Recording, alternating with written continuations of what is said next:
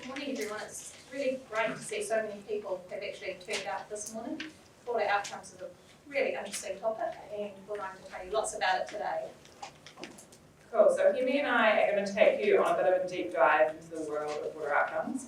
So we're going to give you some examples of some agencies who have already been using water outcomes through their procurements, and then we're going to give you sort of an outline of where we're going to go from here.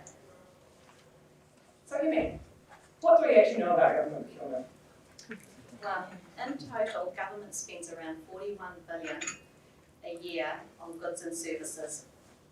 Because of the size and breadth, government procurement can be a strong and effective lever to influence a wide range of outcomes beyond obtaining just the goods and services for the right place, time and quality.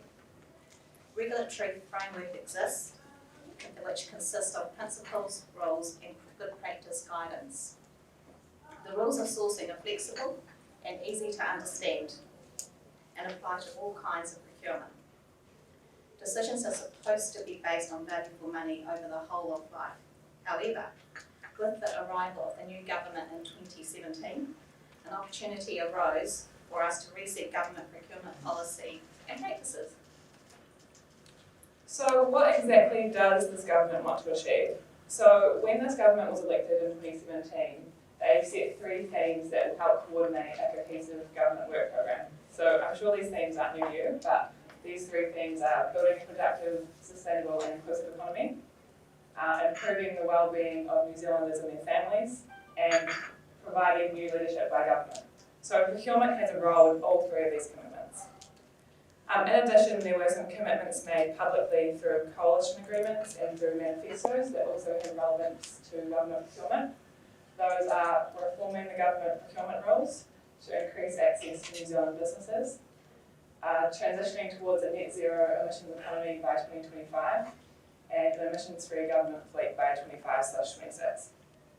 So this provided us with a pretty clear platform for how to incorporate broader outcomes into government procurement activities. But how do you actually define a broader outcome? Broader outcomes refer to the secondary benefits that can be sought as part of the procurement. These could be environmental, for example, reducing waste to landfill. Economic could mean supporting market development. Social could mean upskilling long-term unemployed. Cultural could mean aligning with Māori values. Outcomes are wide. Innovation in this area is recommended. So broader outcomes shouldn't be news to you. They are featuring in all aspects of society and all aspects of government. This is a funny cartoon I found for everyone, just like it when it started. So the good news is that our current framework does not stop you from seeking these broader outcomes. So the 5 principles of government procurement and the rules already support a consideration for social, environmental, economic and cultural outcomes when assessing the value of money. So this is more of a redefinition of public value to include these broader outcomes. So as you can see, good quality and good price are still relevant. We're not letting that go, but we're incorporating these broader outcomes into this public value definition. So if you've viewed the 4th edition of the Government Rules of Sourcing, which are currently out for consultation, and I'd encourage you all to submit your feedback on the MD website, you will see that this diagram is now in this new draft under the definition of value for money. So as you can see on the screen, there was a whole raft of things that our ministers wanted to leverage through government procurement, and this is just a brief overview of those. However, through our policy framework, there was no explicit direction or incentive for agencies to seek these broader outcomes through their procurement. To try and make sense of all these demands, in October last year, Cabinet identified 4 priority outcomes that procurement would be used to leverage and earmark particular contracts through which to deliver these outcomes. This table shows the priority outcomes on the left. On the right, the bolded text shows the contracts that are initially priority contracts for building and provisions that will deliver that outcome. The non-bolded text shows the subsequent focus area, We're now going to deep dive into each of these priority outcomes and identify some case studies of where agencies are already putting them into practice. So priority number 1 is increasing New Zealand businesses' access to government procurement, and the initial focus area for this outcome is ICT contracts and innovation. So this means that when you are procuring something like software, you should consider how you can involve local New Zealand companies. So a really great case study for this priority outcome is the DIA Cloud Marketplace. So I'm sure you've already heard about this before, but the DIA Cloud Marketplace makes it easier, quicker, and more cost-effective for government to access a full range of public cloud capabilities. So while other categories will be added in the future, at the moment this makes it easier for suppliers to actually do business with government. This marketplace promotes this outcome by giving New Zealand suppliers an easier way to interact with government, and it simplifies the entire procurement process. Priority number 2 is increasing the size and skill level of the domestic construction sector workforce, with the initial focus being on construction contracts of 10 million or more. This means that if you're entering into a construction contract, you will need to include in your tender documents a requirement around skills development and a weighted evaluation criteria associated with skills development.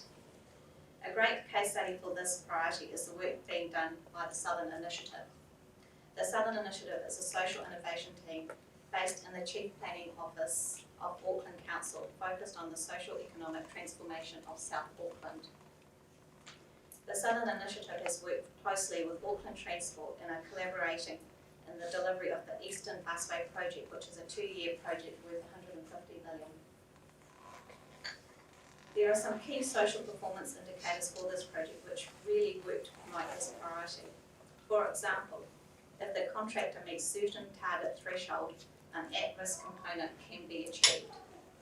There is also an incentive for the contractor to get new entrants into the workforce to achieve level 3 literacy, get a full driver's licence, and start level 4 industry qualification. So our third priority for the broader outcomes program is fair work. This priority is split into 2 areas: employment standards and health and safety. So for employment standards, the initial focus areas are cleaning and security contracts. So if you are procuring cleaning services, you will need to consider how you ensure that your provider's employees and your employees in your supply chain in New Zealand have employment contracts and are at least getting paid the minimum wage. So a really great case study for this priority is the forthcoming cleaning services contract at TPK House in Wellington. So TPK is the primary occupier of TPK House, located just down the road here, and they're about to go to market for cleaning services for this building. And they've included some really excellent social and environmental procurement criteria within their procurement plan. So for example, I'll just read you a quote that's directly from the procurement plan. TPK believes that value for money in a contract does not just relate to price, but involves social, cultural, and economic outcomes. Bearing this in mind, whether or not a respondent pays their employees a fair and reasonable wage, for example, the living wage, or is working towards this in the future, will be an important consideration at the evaluation stage. So to ensure standards are complied with right down the supply chain, TPK is also requesting that successful applicants undertake to ensure that each element of the supply chain is fulfilling the specified criteria, such as providing good employment standards and a living wage. So this is really excellent to see that an agency is taking into consideration these wider social and environmental impacts within their supply chain. The other part of the fair work priority is health and safety.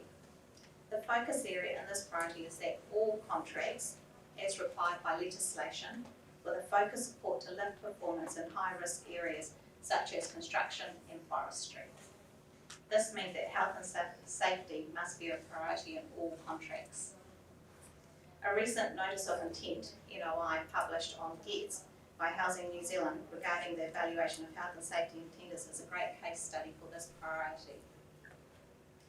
Housing New Zealand regularly engages with contractors to undertake physical work such as building, maintenance, civil works and demolition. Many of these carry health and safety risks, which Housing New Zealand considers very seriously. This NOI published on GETS stated that every contractor engaged by Housing New Zealand is assessed for the quality of their health and safety practices, systems and training. This is a great example of an agency working to promote health and safety in their procurements. While we understand that this priority is perhaps pretty obvious, as health and safety is legislated, it's more about ensuring that those who you do contract with and even subcontractors are adhering to the legislation. So the fourth priority is transitioning to a low emissions economy and designing waste out of the system. The focus areas for this priority are reducing emissions from the government fleet, reducing emissions from stationary heating, and reducing waste from the all of government office supplies contract. So on the waste side of things, when you're buying office supplies, you should look to choose something that has significantly less waste or produces significantly less waste, such as packaging. So the Northern Region DHBs have an excellent case study for this area in their aim to reduce the amount of foam cups that they're using. So these DHBs wanted to replace the foam cups with biodegradable cups as part of their wider sustainability initiative.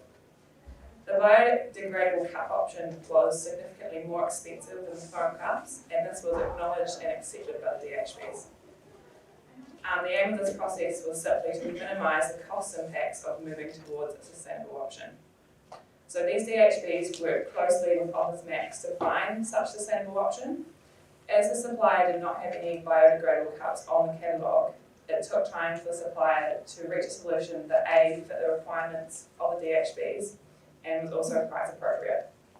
So the final offer from Office Max meant that it was feasible for these Northern DHBs to switch towards a sustainable cup option. The OPEX cost avoidance benefits is predicted to be more than 200k per annum for these DHBs, as well as obviously producing significantly less waste. So the other key focus, as I mentioned before, is reducing emissions from the government fleet. So if you're looking to purchase a vehicle from the all of government motor vehicles contract, you should look to choose an option that has a lower emissions rating than the vehicle that you are currently replacing it with. So Northland Regional Council operates 12 electric vehicles, and they have seen significant emission and cost reductions since switching to an electric fleet. So to give you a very brief rundown, Northland Regional Council estimates that they have driven approximately 281,903 electric kilometres, saved approximately 21,000 litres of petrol, saved approximately $37,000, and spent $7,000 on extra New Zealand-made electricity, again supporting New Zealand businesses, and saved approximately 48 tonnes of CO2. So added to this, on the 1st of April, we are going to release the government fleet emissions dashboard. So this dashboard will show the average CO2 emissions of every government agency mandated under the government rules of sourcing. It will also show the amount of vehicles that you have in your fleet. So if you have a high emissions profile, our account managers will have already been in touch with you, and we will be potentially releasing the data that we're going to publish on this dashboard before it goes live. But this is just another example of the initiatives that we're taking to try and reduce emissions from this fleet.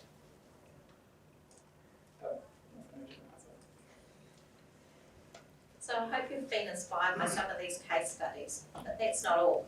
A centralised monitoring and reporting framework will be created to track agency adoption and the outcomes being achieved as part of the broader approach to improving data on procurement activity.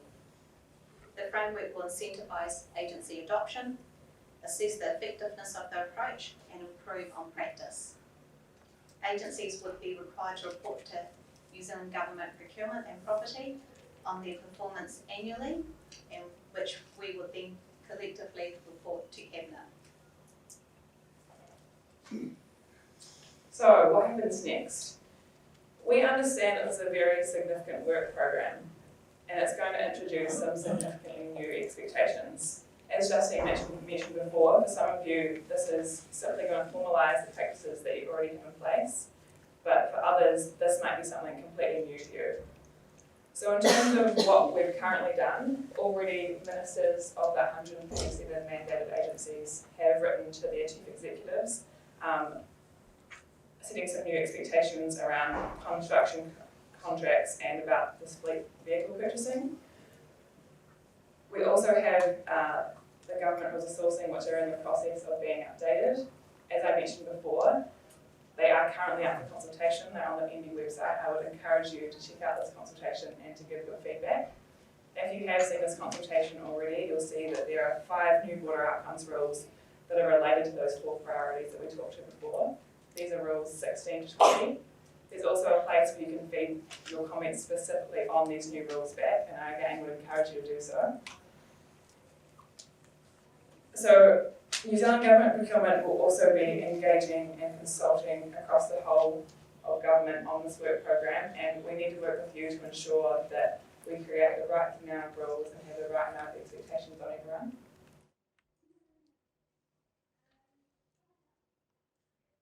So you're probably thinking, is that it? Well, price and quality will always be important. We are not forgetting that. We are asking agencies to think wider, and this is what we consider to be broader outcomes. In other areas, this is considered to be corporate social responsibility, or CSR as it's commonly known. Also, not all objectives can be prioritised in one procurement contract. Agencies should seek to achieve the priorities that are most relevant to their agency and their procurement activity. Agencies can seek other outcomes from their procurement. Priority contracts and outcomes will be expanded over time. You will see that the draft rules are written in a way that we can adapt the priority outcomes to suit the need of the government of the day. Benefits will be tracked and measured.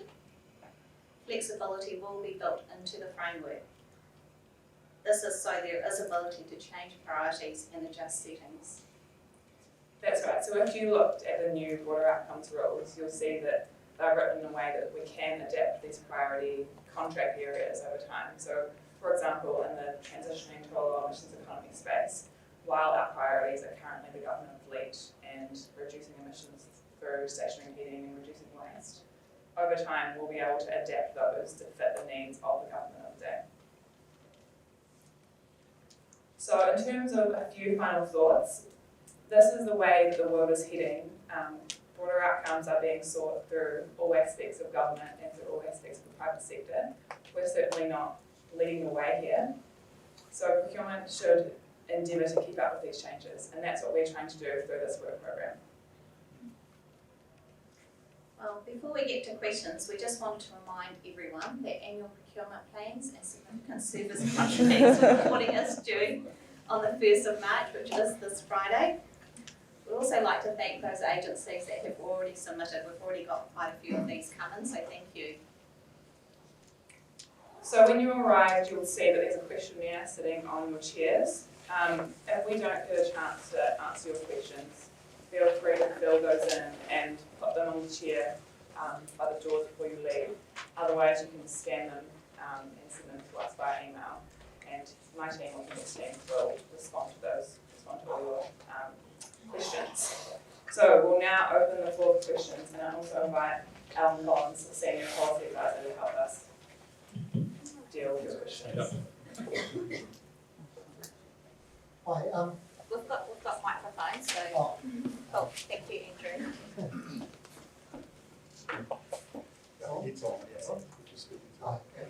Hi, it's Adam Jackson here from NZTE. Just a quick question about the scope of this.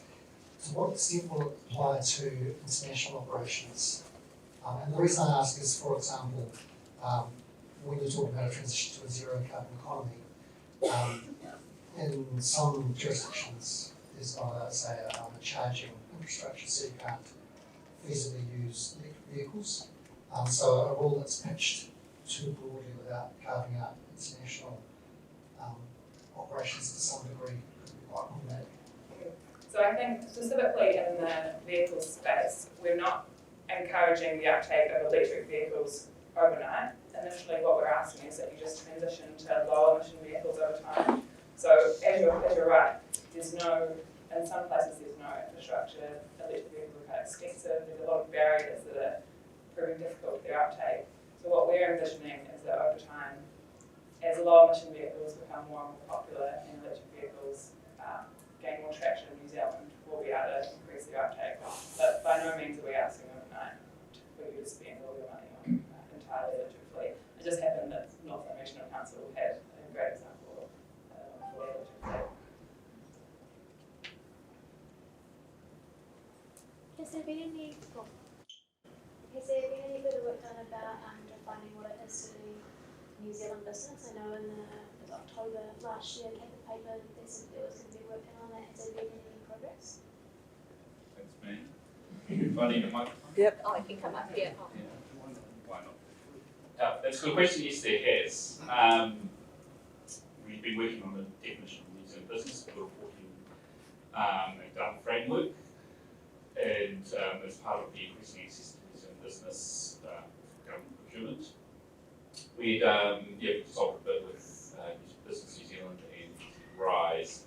The definition of New Zealand business is sort of one of these interesting sort of things where I think everybody has an opinion on what a New Zealand business is, but once you sort of start delving into it, it sort of prompts up all kinds of issues depending on, of course, what you want to do with the definition, what's intended for. At this stage, what we've identified, I think, are the key elements of a New Zealand business are things like ownership, place of business, where it's in New Zealand, obviously, that it has New Zealand ownership and employs New Zealanders. And it's about at this stage. Well, we are consulting quite widely on this, so if you do have an opinion on what a New Zealand business could be, I encourage you to either write it on the form or get in touch with any of us to contribute to this piece of work. Any other questions? Surely there's some more questions. Yeah. Is the expectation for picking up employment standards and health and safety to provide the responsibility on the agency to follow the contracting process, like a cleaning contract, for example, right the way through the subcontract there with franchise for it, to a franchise organisation? What's the thinking there?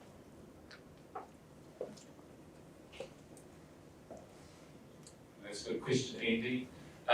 Yes, basically we would expect you to go through your domestic supply chain to ensure that you, in terms of subcontractors and franchisees here, to be applying it. We've had some discussions around this. Should it only apply to, like, for example, the cleaning contracts, just the cleaners, or does it also include, the staff, like admin staff, things like this, that might also be employed by the cleaning company? I think at this stage it's very much more focused on the cleaners, because they're the most sort of vulnerable workers, and so they're the priority. But over time, these things will be expanded and developed. We can see how it rolls out first, and then develop it further. Thank you.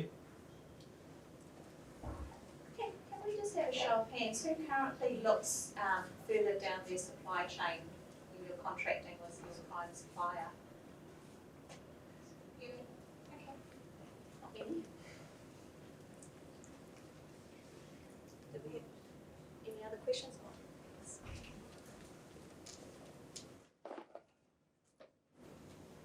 Keith Arnott from Corrections. Like, how does you sort of touched on it, I thought, but a wee bit. But how does it compare to where you're thinking now compared with where the private sector is at? I think that in a lot of these areas, we're actually quite far behind where the private sector is currently at. For example, in the lower Michigan space, this sort of thing's been happening for a few years now, and we're sort of only just picking up the ball now. Whereas perhaps in the priority 3, the employment standards, we're wanting to see a bit of a leadership example in that area. So it depends on priority to priority, but yeah, in some areas more, in some areas less. You just mentioned that you're wanting to be a leader in that employment kind of area, but then you said previously that you're signaling a requirement of only minimum wage. So why isn't that living wage?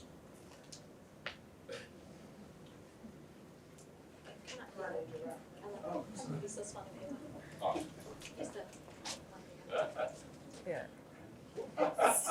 stay there. Again, I think it's just, we've identified, at the moment, government contracts, there have been issues where not even the minimum standards being met. So the classic example, of course, recently in the media was Chorus, and those four contractors out on the front line installing the ultra-fast broadband, at times once you worked out their our wage for the work they're doing, we're getting less than the minimum wage. Yes, we had considered it should be higher, but unfortunately, I think at the moment it is just about, okay, let's get it up to what's required, to the minimum level, and then from there move on. Again, it's a bit of a balancing act in terms of once we get started, then later on we can develop it. Yeah, and I think that that particular priority area will adapt over time to be promoting the living wage or a significant amount above the minimum wage.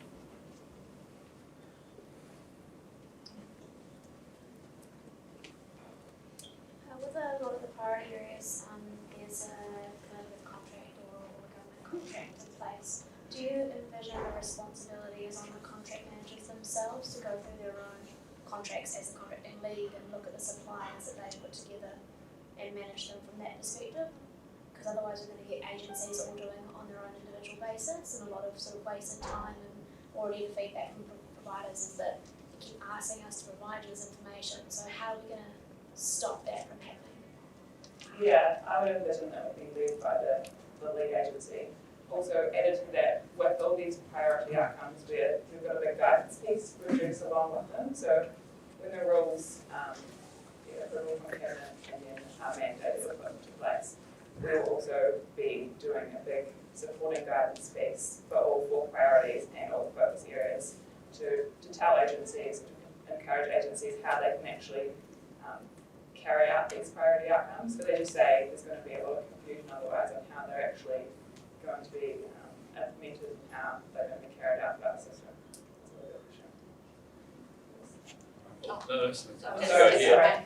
Following on from that and your comment around the focus on cleaning, is there any plans for all the government to resurrectly live on the all government cleaning contract? No, I don't think so. Just there's someone from delivering services in the room. What, Tom? I'll cover off. So it is something we looked at last year. I think given there's a couple of syndicated contracts which are currently in place at the moment, there are no intentions at this point to resurrect any audit government solution in that space. And I think on the back of that contract, a lot of the guidance that was in that initial procurement plan, we've tried to build that into our priority outcomes, so we've utilised all that information. I'm Aaron from Envet. Just wondering, you talked about changes in reporting from the minister. I assume that after the consultation on the changes to the rules, that you'll develop those criteria and reporting on the outcomes of the consultation. And I just wonder, would you therefore go back out to the different agencies to get their opinions on what reporting is necessary and the strategic kind of objectives of what their reporting might be? Yeah, definitely. So a little bit of background. In May, we're going to report to Cabinet on some options around our reporting framework. So we're by no means making this reporting framework now, just simply offering options. And I envision that after we do that, we will be consulting with agencies on what exactly this reporting framework could look like. So this reporting framework is going to cover the whole procurement system, not just the broader outcome areas. Because right now we have no real transparency over any real procurement spend here at government procurement, New Zealand government procurement. So this is a very significant piece of work, as you may imagine, trying to gain transparency over the whole system. So undoubtedly we'll be consulting.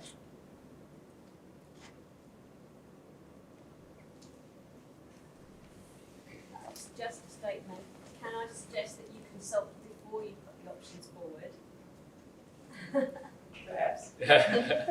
I think it's more. It's a wasted opportunity if you don't speak to agencies about what those options might look like. I think that it's, perhaps options is the wrong word, it's more about painting the picture for the minister about what we're actually currently looking at. Because I think when he asked for a reporting framework, there was perhaps lack of understanding about why the system was. So it will be more about telling him what it's currently like at the moment and where we can go